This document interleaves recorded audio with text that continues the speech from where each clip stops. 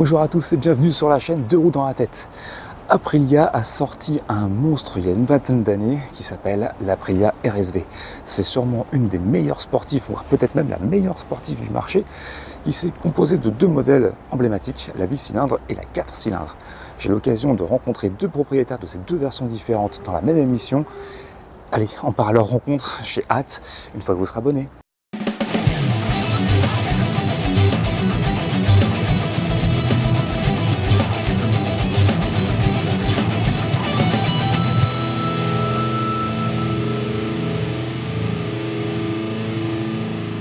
Salut les gars, ça va? Ouais, ça va. Donc Jérémy et Valentin. Oui, Jérémy c'est toi, oui, c'est Valentin ça. c'est toi, ok. Ça. Vous êtes venus aujourd'hui avec deux bêtes de circuit, deux monstres, deux icônes vraiment de la moto de sport. Deux générations différentes, donc c'est hyper intéressant de vous avoir tous les deux là parce qu'il y a deux gros changements qui sont les moteurs. Oui. Le bicylindre, donc on voit derrière toi, et le 4 cylindres. Donc deux évolutions différentes. C'est l'occasion de vous présenter. Donc moi j'avais commencé donc avec mon permis A2, donc Z650, hein, comme souvent des jeunes conducteurs qui commencent avec ce genre de moto là. D'accord. Ce qui m'avait fait flasher sur celle-là, c'était la couleur en vert US Army mat, qui était vraiment magnifique, vert kaki. Du coup après ça, j'ai passé mon permis gros cube et j'ai acheté le ZX6R, qui était une de mes motos de rêve à l'époque et qu'aujourd'hui je regrette un peu parce que j'aurais bien aimé l'avoir aussi en plus dans mon garage. D'accord. Et après ça, j'ai eu cette bête là que j'ai achetée au mois de novembre dernier, donc novembre 2023. Et que j'ai acheté pratiquement neuve et qu'aujourd'hui je trouve que c'est une moto vraiment avec un moteur monstre qui est pleine partout et que j'adore. Et tu t'es dit, je pense qu'il y a le plus puissant sur le marché parce que c'est carrément ça, c'est quand même le monstre ultime. C'est un peu ça, sur le marché. C'est ça, surtout que j'ai eu une belle affaire sur cette moto là, donc du coup je me suis dit je saute sur l'occasion. Il y avait d'autres motos qui me tentaient, mais bon celle-là elle me faisait un peu plus de l'œil niveau esthétique et tout ça, c'est vrai que je la trouve vraiment belle. Ok, bon on va parler un petit peu plus en détail après. Bien sûr. Alors, dis-nous tout. Alors moi je m'appelle Valentin, j'ai 29 ans. J'ai commencé la moto en 2018 sur quelque chose de complètement différent. C'était une 600 DR qui a été montée en flat track. Et ensuite j'ai acheté une Ducati, c'est plus ma marque de cœur. Et le destin a fait que j'ai pris une Aprilia. Pourquoi pas? On va rester sur des marques italiennes pour découvrir autre chose. Je suis tombé par hasard sur cette moto que je connaissais pas du tout. Ça a été un coup de cœur. T'avais pu l'essayer avant ou c'est un achat? Non, c'est un achat, ça s'est fait sur un coup de tête, réellement. En fait, c'est par rapport à l'esthétique, aux caractéristiques, qu'est-ce qui t'a fait décider? En fait, moi j'étais intéressé par la concurrence Ducati, sur des modèles 1098, 999. Et je me suis intéressé naturellement à la concurrence, voir ce qui existait face à ces motos-là. Et je suis tombé par hasard sur la RSV 1000R de ces années-là, 2006. Et je me suis dit pourquoi pas, la fiche technique a l'air intéressante. J'aime bien aussi les belles pièces parce que je trouve ça joli. Et puis après, outre le côté performance, de toute façon, moi c'est plutôt l'esthétique qui m'intéresse. Le package était là, je me suis dit pourquoi pas et je regrette pas mon choix aujourd'hui. Honnêtement, c'est une moto que je regrette pas du tout. Et je pense qu'elle va rester assez longtemps dans la famille. D'accord. Aprilia est une marque qui est née à la Seconde Guerre mondiale. Ils ont commencé par le vélo et puis ils se sont mis à faire de roues motorisées. Aprilia a bien commencé par des petites cylindrées, ils sont montés progressivement et ils ont sorti rapidement finalement les séries RSV. Alors il y a eu différentes générations chez Aprilia, à un moment ils ont beaucoup vendu et ils avaient le vent en poupe, donc ils se sont dit on va racheter Moto Guzzi puis d'autres marques italiennes. Ils se sont un petit peu enflammés puis après ils ont coulé.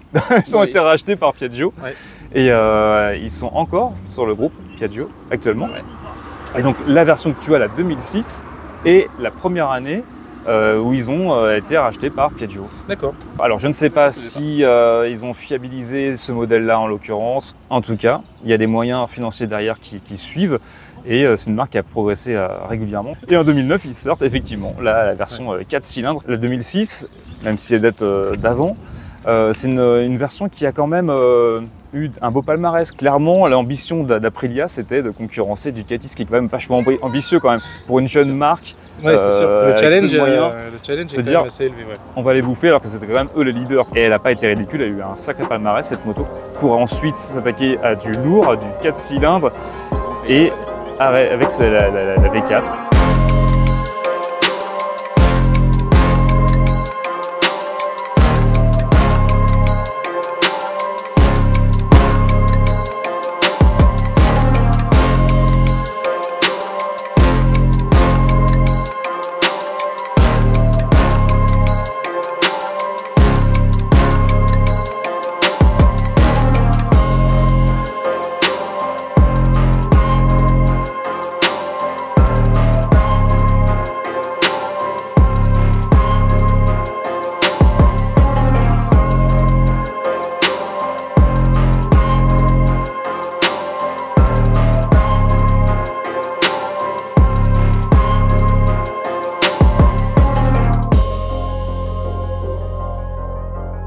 Cette moto, elle est d'origine. Oui. Donc il y a eu une version de base et une version factory. C'est ça. Qui était beaucoup plus cher, qui s'adressait clairement à la piste. C'est ça, exactement. Donc finalement, qu'est-ce qui change avec cette version qui est plus une version route? Ah bah alors celle-ci, globalement, elle a pas mal d'éléments de la factory. La factory, la seule différence qu'elle avait, c'était un amortisseur arrière Öhlins d'origine et des jantes forgées aussi. Quelques éléments carbone, bon, celle-ci elle possède les éléments carbone de la factory. Donc là tu as rajouté les éléments carbone de la factory. Ouais. Qui sont du vrai carbone. Hein, c'est du vrai carbone véritable. Ouais, c'est du carbone véritable. Sérieux. Et sinon globalement c'est la même moto. Justement c'était un peu reproché à l'époque, la presse disait que c'était un peu limite la même moto avec quelques exceptions faites. Mais on comprend pas trop la différence de prix du coup. Ça fait cher l'amortisseur. Disons que l'élément Öhlins de base de la fourche c'est exactement le même, le freinage c'est le même. La partie moteur, c'est exactement la même, il n'y a pas de différence de puissance. Donc là, on peut rappeler la puissance, on est à 100... Alors, on est à 143 chevaux. 3 chevaux, ouais. Sur la fiche technique donnée constructeur. Sur du bicylindre, ouais. C'est ça, sur du bicylindre. Donc, c'est un moteur Rotax, c'est une collaboration avec Aprilia. Oui, alors c'est ça, c'est que quand Aprilia s'est mis à faire des motos en grosse cylindrée, bon bah là, clairement, on n'a pas les moyens de développer un moteur vraiment de notre propre marque. Et du coup, ils ont eu affaire à Rotax. Et Rotax a fait ses preuves, ils savent faire des moteurs, clairement. Même si ce n'est pas des moteurs italiens. Non, c'est autrichien, il me semble. Voilà, autrichien, exactement. Et pour autant, c'est un excellent moteur. Il y a une très bonne presse, ce moteur. Oui, le V60, parce que le nom du moteur, c'est le V60. C'est un moteur qui a très bonne presse, qui est très robuste.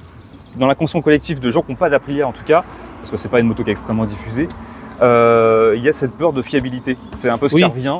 Oui, qu'est-ce que vous en pensez par rapport à la fiabilité de ces machines?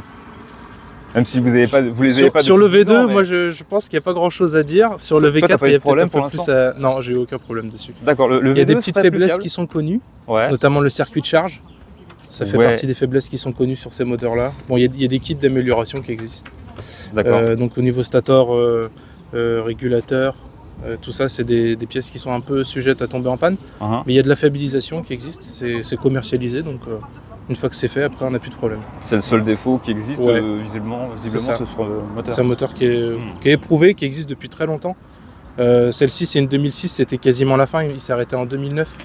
Mais c'est un moteur qui existe depuis 98, il me semble. Sur les premières RSV, c'était des injections avec des papillons plus petits. Celles-ci, elles sont un peu plus grosses. Il y a aussi les tailles des soupapes qui ont évolué, il me semble. Parce qu'elle a gagné quelques chevaux quand même entre la première version. Elle est passée dans les 120 et quelques, 128 il me semble, pour finir à 143, en fin de carrière. Quoi. Ok. Voilà. Et sur la 4, tu sais peut-être pas trop, ça moi, dépend justement, vu que je l'ai depuis récemment, je ne sais pas trop, mais je sais qu'il y a eu quelques soucis dessus. Comme moi, j'ai eu un petit souci dessus, mais c'est vraiment pas méchant. Vu qu'il y a le régulateur de vitesse dessus, on en reviendra plus tard, je pense, sur ce sujet-là. Il y a un problème, Aprilia sont au courant de ce problème-là. Il y a les joints du puits de bougie qui fuient. Sur celle-là, je n'ai pas eu ce problème-là, mais ça a été pris sous garantie. Ils l'ont changé quand même si ça ne fuyait pas. Après, fiabilité, moi, je n'ai pas ce souci-là parce que cette moto-là est pratiquement neuve. Alors si on fait un petit peu le tour de cette version de façon un peu plus détaillée, la position de conduite, elle est comment? Assez extrême? Qu'est-ce que tu en penses? Je pense que la selle de la V2 est un peu plus confortable que la V4. En même temps, est-ce qu'il existe quelque chose de pire que... Si, il paraît que chez Yamaha, ils font pire avec les R1. C'est possible. Bon, alors ne parlons pas de la partie selle passagère, parce que honnêtement, passagère, parce que alors là, c'est vraiment, faut être courageux, je pense, pour monter derrière. Ouais. Il n'y a pas beaucoup de place et les genoux sont très relevés. Sinon, oui, on est clairement sur l'avant. C'est sûr que c'est des motos poignée bracelet, sportive, voilà. Caché derrière la bulle quand on la conduit. C'est ça. Les jambes assez relevées, mais honnêtement, rien de radical. Pour être monté dessus entre les deux, les genoux là, on les a vraiment dans le menton par rapport à la 4. Hein. Ouais. Je trouve qu'on est, c'est un petit peu plus radical peut-être. C'est des motos exploitables quand même sur route au-delà du circuit, parce qu'elles sont vraiment faites pour circuit. Oui. Moi, je trouve que oui. C'est pas une moto qui est pousse au crime. Ouais. Elle est assez souple. Pour un bicylindre, elle est assez souple. Oui, c'est ça. C'est quoi le caractère moteur de ce écoute, moi je trouve que c'est linéaire. La puissance arrive de façon très linéaire. Pour comparaison avec Ducati, c'est pas du tout aussi radical, je trouve. C'est quand même costaud, mais c'est moins traite, c'est plus souple. Sinon, dans l'ensemble, c'est une moto, voilà, on peut la conduire en ville. C'est pas son terrain de prédilection, mais c'est pas non plus rédhibitoire, quoi. Moi, j'imagine qu'on va enchaîner 200 km avec, ça va être. Ça va, franchement, ça va. D'accord. Ça va. C'est parce qu'il est jeune en fait. J'irai pas faire un. Oui, peut-être, mais bon, je suis pas non plus filiforme. J'ai un embonpoint, donc pour le coup, ça fait du poids sur les avant-bras. Ouais. Mais pour autant, ça me gêne pas. Alors, si on fait le tour en détail, il y a quand même du beau matériel sur cette moto. Hein. Oui. On a une fourche Öhlins, un freinage Brembo, on sent que c'est du haut de gamme. Par rapport à cet achat-là sur vos deux RSV, ça a été la première chose qui a été prise en compte, c'est vraiment, vous avez déjà craqué pour la ligne avant les caractéristiques, avant. Oui. Ouais. C'est ça. Pour ma part, moi, c'est vrai que 217 chevaux, ça fait rêver. Hein. Il y a beaucoup de. Bien sûr. Et puis, c'est surtout le couple qu'elle a. C'est impressionnant. Déjà en bas régime, en régime, elle est pleine partout. C'est une 1000. On peut, même débutant, conduire une RSV ou vraiment ça demande. Alors, oui, on peut en soi, oui. Tout le monde peut conduire une RSV 4, par exemple, sur celle-là. Tout le monde, parce que comme je disais, il y a l'électronique. Mais si on n'a pas la tête froide, on peut vite se mettre en l'air, quoi. On peut vite partir au tas, justement. Et par contre, en termes de souplesse, c'est assez on-off, on va dire. Ah, d'accord. Parce qu'à partir de plus ou moins 4000, déjà, il y a un premier coup de pied au cul, pour être un peu vulgaire. Okay. Et pareil, à partir de 9000, il y a un deuxième coup de pied au cul, et là, c'est pareil. Là, 9000, il faut bien tenir le guidon, justement. On va dire on est à 200 kg, quoi. Mais 200 kg pour 217 chevaux, je trouve que rapport poids-puissance, on est plutôt pas mal. C'est intéressant de comparer les deux versions. Il y a 18 ans d'écart. Alors, si on regarde de plus près du coup la 2006, fais-nous voir un petit peu ce qui se passe au niveau de l'affichage en 2006. Oui, c'est très basique. Hein. L'heure, le kilomètre-heure, le totaliseur kilométrique, la température d'huile. Et après, il y a d'autres menus qui sont la vitesse max, ça c'est un gadget italien, voilà. La vitesse moyenne, la tension de la batterie, et après il y a un lap timer aussi qui est configurable. Pour circuit, tu remets à 0 pour savoir tes performances sur circuit. Donc ça permet de faire le lap time. Ouais. Et il y a aussi le shift light qui est configurable jusqu'à 12 000 tours en fait, on peut régler les menus, etc. Ah, pas mal. Donc voilà, c'est assez basique, il y a l'essentiel. Il n'y a pas d'ABS, il n'y a pas de traction control, il n'y a pas d'anti-wheeling, il n'y a rien du tout. Pour faire du duo, comment ça se passe sur celle-là? Le capot de selle se retire et il y a une selle qui vient se mettre à la place. Pour se donner une idée, le repose-pied il est là. Ouais. Ah, oui, et les fesses sont là, donc donc c'est vraiment crapaud. Ok, pas longtemps quoi. Alors, clairement, c'est pour dépanner. C'est vraiment pas fait pour. Ouais. Et alors, cette arrivée d'air, c'est donc ça c'est l'admission d'air forcé. Un peu à la système comme un S-Rad ou ce genre de choses. C'est un rameur en fait. Voilà. Ok. Donc on est avec un papillon pneumatique qui sert à gérer l'ouverture de l'admission d'air forcé. Je sais pas si on l'aperçoit ici. On l'aperçoit ici. Ok. Donc voilà. Il y a des petites écopes. Donc c'est le début des ailerons. On a ces petites choses sur le côté qui redirigent l'air sur les côtés de la moto. Voilà. Alors est-ce qu'elles sont efficaces? S'ils les ont mises en même temps, j'imagine que oui. Voilà. Et puis alors à l'arrière, on a des sorties d'air ici et des entrées d'air ici. On peut apercevoir. C'est discret. Ça passe dans la boucle arrière et ça ressort ici. Je pense que c'est aussi pour un point de vue refroidissement des parties électroniques, parce qu'en fait le CU est en dessous. Et il y a pas mal d'équipements dans la boucle arrière, donc ça doit avoir une utilité aussi à ce niveau-là. Cette génération-là, ou même les dernières, Il y a eu pas mal de critiques sur le fait qu'elle chauffe beaucoup. Ah bah ça. Vous êtes d'accord avec ça? Ouais, Ok. bah, clairement, oui. On s'en sert pas l'été et on s'arrête pas. On s'en sert, mais on subit. D'accord. C'est vraiment, ouais, c'est vrai chaudière, quoi. Toi, tu as le même problème avec... Ouais, carrément. En hiver, je l'avais utilisé, moi j'étais content en hiver. Hein. Il fait froid, moi oui, je suis ça fait du content, bien. ça fait Ouais, du bien. exactement. J'ai pas besoin d'avoir des sièges chauffants, j'ai le moteur qui fait le taf.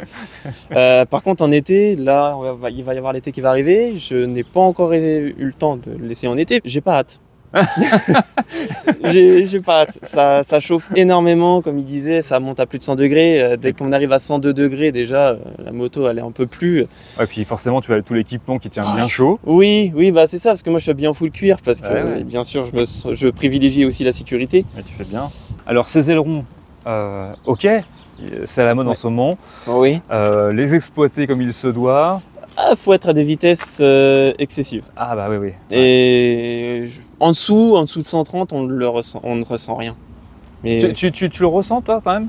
bah, quand on est en vitesse excessive, oui, Ouais. mais sinon... Tu sens que ça appuie la moto sur l'avant, quand même? Ah oui, quand même. Ouais. En fait, c'est quand on est vraiment des vitesses vraiment Oui, comme je c'est ça, disais, parce que assez hautes. Si tu roules à 90, non. Mais... Voilà, on roule à 90, on sent rien du tout. Mais c'est vrai que quand on est assez loin, au-dessus des limitations françaises, on va dire, là, on sent que la moto, elle est vraiment plaquée au sol et elle bouge pas. Sur circuit, ça doit être... Bah, et c'est pour encore, ça qu'il y en a dépend. plein qui achètent ça pour le circuit, justement. Oui, c'est sûr, ça a tout son sens, mais en même temps, c'est le problème des sportifs comme ça qui montent haut dans les tours et qui Oui. ont ce genre d'appendice, c'est que c'est pour rouler très vite. Et en même Oui. temps, les circuits qui permettent de rouler Il n'y en a pas beaucoup. à près de 300, bah, ça fait des sacrées lignes droites quand même. Ouais. Par exemple, le circuit Carole, bah, vaut mieux prendre un 600 qu'un 1000. Ouais. N'importe quel 1000, hein, je parle en règle générale, mais c'est vrai qu'on exploite plus un 600 qu'un 1000 sur circuit avec des petites lignes droites et tout ça. Ouais. Finalement, tu te rends compte que ce délire de puissance, peut-être que ça aurait un sens si tu en avais un peu moins. Voilà, exactement. Là, 217 chevaux, c'est vrai que bah, inexploitable. Ouais. Même les motos, n'importe quelle moto de n'importe quelle marque, hein, déjà 200 chevaux, pardon, c'est inexploitable. On peut rappeler le prix de vos motos du coup? Elle est à 18,4 ou 18,5, je ne sais plus exactement. Et une Factory, je crois, elle est à 23,5, je crois. 23,5 pour des motos exceptionnelles qui ont des puissances hallucinantes. Et Ouais. pas que de la puissance, c'est-à-dire que là, chez Aprilia, ils savent faire des motos. Ouais. On a un cadre qui est hyper efficace. Enfin, Oh oui. toute la presse est dithyrambique sur les RSV. Tous ceux qui ont essayé et qui sont habitués aux sportives disent tous que c'est des motos exceptionnelles. Je le confirme. Mais déjà, elle était bien née sur les versions en bicylindre. Ouais. Et ils ont progressé. Et après, ils ont fait leur propre moteur. C'est vrai Ouais. qu'ils avaient plus de moyens. Alors peut-être aussi, donc, on parlait du rachat de Piaggio. Donc ça a forcément rapporté des fonds. Ouais. Et puis les victoires aussi en Grand Prix et tout. Voilà, hein, le nombre de victoires. Hein. Ouais, c'est la classe ça quand même. Justement, il y a ça sur toutes les motos Aprilia maintenant. Il y a une autre marque italienne qui n'a pas su prendre le même virage, je pense à MV Agusta, qui est une marque qui a beaucoup de titres aussi. C'est vrai, parce qu'ils ont été dans la sportivité à oui. fond. Et aujourd'hui, bon, ils ont la F4 et la F3, c'est des motos qui sont très très sportives et encore plus de niche que Aprilia. Et Mais ouais, c'est vrai. ils n'ont pas su. Parce qu'aujourd'hui, Aprilia, c'est une marque qu'on voit, la 660 par exemple, je crois que c'est l'une des motos les plus vendues chez les jeunes permis. Ouais, en sportive, ouais. C'est Tout à une fait. des références. Ouais. Et ben, chez MV, ils n'ont pas pris ces Alors, virages-là. il y a quand même un truc dont tu parles pas, c'est le prix. Oui. Parce que chez Aprilia, là on parlait de ce qui est plus cher, de plus puissant. Chez Aprilia, on est, à part la Factory, mais qui est vraiment pour une utilisation purement piste, mais on est sur une moto voilà, 18 000. Voilà, c'est quand même très très accessible. Je sais pas que c'est pas cher, hein, parce qu'il faut Non, le c'est mettre, sûr. hein. Mais sur des motos exclusives, on est sur un budget quand même qui est très restreint. Chez MV L'équivalence Agusta, MV, 18 000, ça doit être l'entrée de gamme, tu vois. J'exagère un 18 peu, 000, mais... je sais même pas si c'est le prix de la F3. Mais parce que voilà, Agusta, eux, se positionnent sur un segment vraiment C'est premium. l'ultra premium, ouais. Et puis après, c'est toujours pareil, c'est une question de gestion. Bah, Aprilia, quand même, a réussi à être racheté, donc Oui. ça n'a pas toujours été rose non plus. Elle a une tête extraordinaire, la RSV4, Oui. très particulière, et on la reconnaît.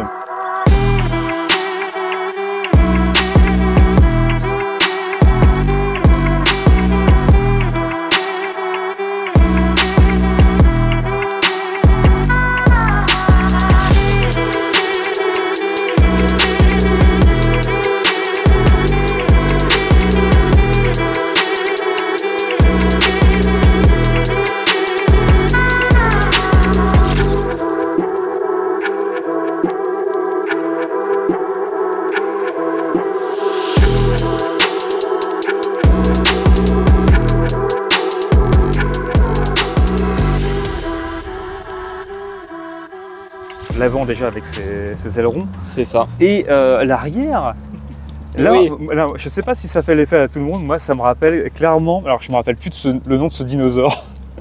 Il y a un dinosaure qui a ça sur la tête, cette espèce d'aileron comme ça vous dit rien? Peut-être que j'ai trop regardé Jurassic Park, non? Non, j'étais pas né à cette époque-là. Arrête, Jurassic Park, ils en font encore maintenant. Non, je sais pas. Je vois de quoi tu veux T'étais parler. pas né à l'époque Non, des j'étais dinosaures, mais moi non plus. Oh. Sur Ouais. celle-là, du coup, là, beaucoup plus d'électronique. Alors voilà, exactement. Moi, j'ai pas changé grand-chose. J'ai juste changé la demi-ligne, donc du coup, Une Acra. l'échappement, voilà, et Acra Aprilia, Qui est toute Racing, neuve. exactement, toute neuve, commence un peu à bleuir. parce Ouais, que, on voilà, voit, ouais. Changer de couleur. c'est ça commence à être beau. Là, c'est en gros une ligne sans clapet. Et bah justement, je sais pas, moi j'ai laissé en fait le collecteur d'origine et j'ai juste voulu changer la demi-ligne. Parce que collecteur d'origine, avec le CT qui arrive, C'est le problème, ouais. pour cette moto-là, je vais être tranquille pendant quelques années, mais après quand il va arriver, ça va piquer pour changer tout ça. Ouais, vaut mieux voir les pièces d'origine et puis Exactement, c'est facilement pour ça. modifiable. C'est pour ça. Donc oui, vraiment, j'ai pas changé grand-chose dessus, avec le bien sûr support de plaque et clignotant. Le seul truc qui n'est pas LED sur cette moto-là, tout est LED, sauf les clignotants d'origine, que c'est de l'ampoule halogène. Mais le contact qu'on voit un peu avec Oui. le phare, parce que c'est vrai que la cinématique, enfin pas la cinématique, mais l'éclairage est magnifique. Ah, en même temps, il fait jour, donc on va pas voir grand-chose. Voilà. Ah si, on le voit. En gros, là, on peut mettre en fait en feu de jour et en feu de nuit, tout ça. Et quand tu mets les clignotants? D'accord, c'est sur le côté, ok. Ouais, Tout en LED, c'est ouais. ça. On voit qu'il y a un écran TFT. Oui. Les suspensions sont pilotées ou pas? Alors non, parce que justement, les suspensions pilotées, c'est vraiment que sur la Factory. Ah. La Factory, oui, celle-là, c'est vraiment suspension manuelle, suspension sac, tâche. On sait Je jamais sais comment pas ça se comment on prononce, dit. mais ouais. Voilà, en gros, on a tous compris. Beaucoup disent que la Factory, en effet, les suspensions, ça change énormément. Et en l'occurrence, les jantes, pareil. Ah oui, pas la même genre. Les jantes, justement, les jantes sur la Factory, c'est des jantes forgées. Là, c'est des jantes classiques. Du coup, c'est pareil sur la 2006, ils ont gardé cette façon de faire, de mettre des jantes forgées sur les factories et pas sur les modèles standards. Ça, je serais curieux d'essayer le même modèle avec l'un et avec l'autre. Alors j'ai une connaissance qui a une Dorso Duro 900. Ouais. Il avait des jantes standards moulées d'origine, il a monté des jantes forgées et pour lui il y a un vrai Ah, changement. tu le sens. Bah, au niveau des masses non suspendues, ça a un vrai impact. Plus facile à manier, à mettre sur l'angle, etc. Ah, intéressant. Pour lui c'était assez radical. Hein. On peut revoir du coup ce fameux écran TFT, bon, qui est plus trop étonnant parce qu'on le voit maintenant un peu partout. Hein, Bah, c'est les mêmes que les 660, les RS 660, c'est la même chose. Et Voilà. c'est exactement le même écran en fait. Bah, après, le truc, c'est qu'on peut changer aussi la carto. Ah ouais. Voilà, c'est user, on l'a fait nous-mêmes comme on veut, et puis Street, et Street et Sport, on peut pas les changer. C'est une vraie moto de geek. Voilà. Et ben, en plus, c'est un peu ça, parce que justement, on peut vraiment régler, par exemple là, c'est le frein moteur. Non, oui, si, c'est la map moteur, pardon. Là, c'est le frein moteur, justement. Là, c'est le traction control. Là, c'est l'anti-wheeling. Le launch control. Oui, il y a un launch control dessus. Et il y a l'ABS. Et il y a aussi un mode dessus qui est le mode piste. Pareil où tu remets à zéro à chaque Voilà, bah oui, lap, c'est ça. chaque tour. Exactement. On voit bien les appendices aérodynamiques qui dépassent. Oui. Bah, c'est vrai qu'elle est beaucoup plus large du coup. Les ailerons, c'est vrai que même quand on fait de l'interfile ou quoi, bah ça gêne pas. Au début, j'avais peur de ça. Ça dépasse peut-être pas plus que tes jambes, non? Et bah non, parce qu'en fait, le rétro est plus loin en fait. Ah oui, justement. d'accord. Ok. Bon. Il y a des petits- Donc ouais, c'est vraiment pas des mal. détails qui sont sympas, on s'est rendu Ouais. compte tout à l'heure, la clé, c'est la même. Ouais. Ah oui, C'est la même que la maman, quoi. Les La même. bouchons ici, les petites rondelles, ouais, il y a plein, il y a de des pièces. éléments Même la trappe à communs. essence, c'est exactement la même. Ah en fait. ouais. C'est marrant qu'ils ont réussi à garder ça. Contrairement au moteur plutôt japonais, parce que je parle japonais, parce que les 4 font la même chose. Hein. Oui. On est sur du 4 cylindres, mais là, très italien, donc Ouais. avec un en V par contre. Oui, c'est ça en V, je crois que c'est 65 degrés, si je dis pas de bêtises. Et qui fait une sonorité qui est plutôt belle, quoi. Franchement, elle est assez jouissive, la sonorité. Ouais, c'est vrai que franchement, j'aime beaucoup. Et cette architecture moteur permet d'éviter les temps morts, parce qu'on Exactement. ils ne sont pas mis par couple, et donc ils travaillent toujours l'un après l'autre. Exactement. Et du coup, normalement, on gagne un petit peu en efficacité, on C'est gagne ça. un petit peu le peu de puissance qu'on peut, le peu de latence qu'il peut y avoir entre les explosions, là, on continue. Quoi. Exactement. On gagne en finesse aussi parce que le Ouais, moteur est beaucoup exactement. moins encombrant. Ouais, Il rentre dans le complètement. cadre, Ouais. ouais. Complètement. Et puis le couple et la directe, puis elle fait 125 Nm, donc du coup, c'est qui est quand même plutôt très très bien. Est-ce qu'on peut écouter les sonorités des deux? Parce que du coup, on a deux architectures moteurs différentes, deux époques différentes. Ah, bien sûr. Elles sont chicanées les deux. Hein. Ouais. Mais il n'y a pas de souci. Et puis j'avais aussi un petit truc à rajouter là-dessus, c'est quand on achète une Aprilia, et on peut demander ce que l'on appelle le stress moteur. Le stress moteur, en gros, c'est la moto, si on lui a tapé dedans ou quoi, et faut demander une fiche chez Aprilia. Le vendeur, il doit faire ça, comme ça, l'acheteur, il est au courant de tout. Et si la moto, elle a un stress moteur qui est assez élevé comparé au kilométrage, on se dit, le gars, il a fait le con avec, quoi. Ah, il y a un historique. Voilà, ouais, exactement. Ah d'accord, il y a un mouchard, ouais. Exactement. Ok.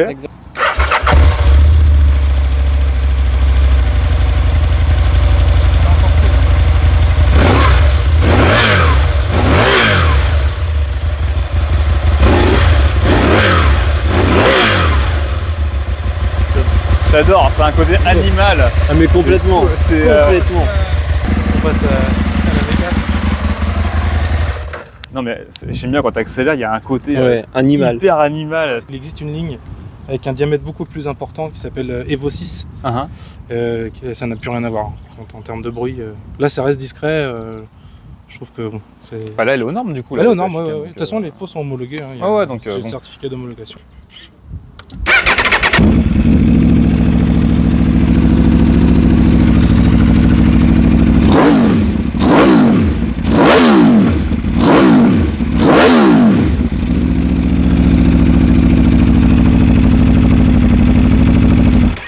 Ce qui est marrant, je trouve, c'est qu'on sent qu'il y a de l'électronique au niveau de l'injection et tout. Enfin, c'est hyper précis les régimes moteurs. Il y a moins le côté, je ne vais pas dire aléatoire, mais tu vois, un côté plus mécanique. Là, on est sur un truc, on sait exactement. Voilà. Précis, Exactement. Et encore là, franchement, je monte pas dans les tours, mais même quand on monte dans les tours, pareil, le son il est encore différent. Ouais. On est quand même sur une sonorité très rauque et très italienne quand même, je trouve. Ouais, c'est typique. Typique italien. Il y a toujours ces graves bien animal. Une signature. Ouais, complètement. Ouais. Bon les gars, merci pour vos éclaircissements merci à toi, de la moto. Merci à toi d'être venu. On en sait un petit peu plus et c'était hyper intéressant de comparer les deux générations de RSV qui sont vraiment une gamme anthologique en sportive. Elles sont toutes méritantes, elles ont toutes marqué leur histoire et les concurrents ont toujours eu du mal à les suivre. Ouais, c'est vrai. C'est pas fini apparemment. C'est vrai. L'histoire est belle. Eh bien, félicitations pour vos machines. Merci beaucoup. Et puis, nous, on se retrouve sur les réseaux sociaux. On est sur Instagram, on est sur Facebook. Et on se revoit au prochain épisode. Merci les gars. Merci à toi.